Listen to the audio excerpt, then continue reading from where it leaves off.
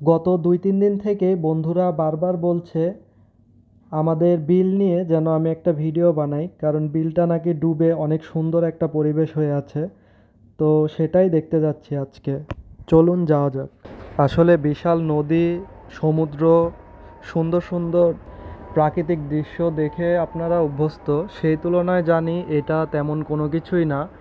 কিন্তু তারপরেও নিজের এলাকা, সেজন্য ভাবলাম স্মৃতি হিসাবে একটা ভিডিও তো করাই যায়। আর এছাড়াও জায়গাটা আসলেই অনেক সুন্দর হয়ে আছে। আমরা যেহেতু এখানে সবসময় দেখে এসেছি যে এটা একটা বিল, আর এখানে ধান বা এই টাইপের চাষাবাদই হয়, কখনো এত সুন্দর দৃশ্য আমরা দেখিনি।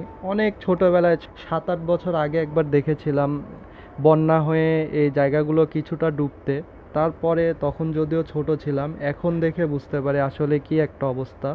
তো চলুন আপনাদেরকেও সেই জায়গাটা সুন্দরভাবে দেখাই।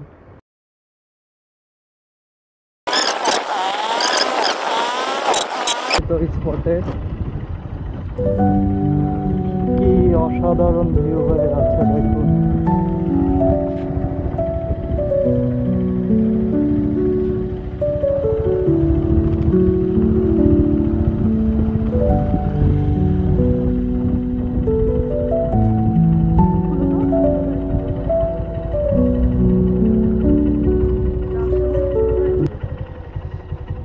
অনেক সময় সৌন্দর্যের জন্য নাম দরকার হয় না।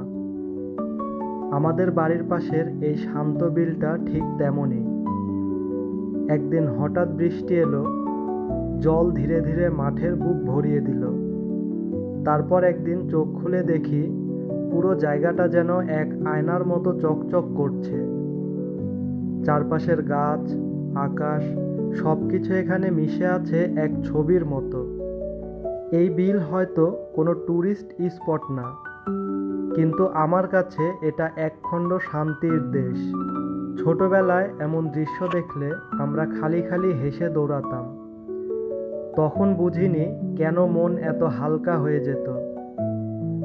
আজ এত বছর পর বাড়ির পাশের এই বিলের পানি দেখে সেই পুরনো দিনের গন্ধ পেলাম।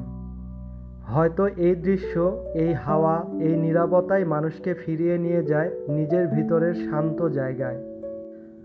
তো ভিডিওটি স্মৃতি হিসেবে রেখে দেওয়ার জন্যে মূলত করা। একটা স্মৃতি রেখে দেব আমার টাইমলাইনে।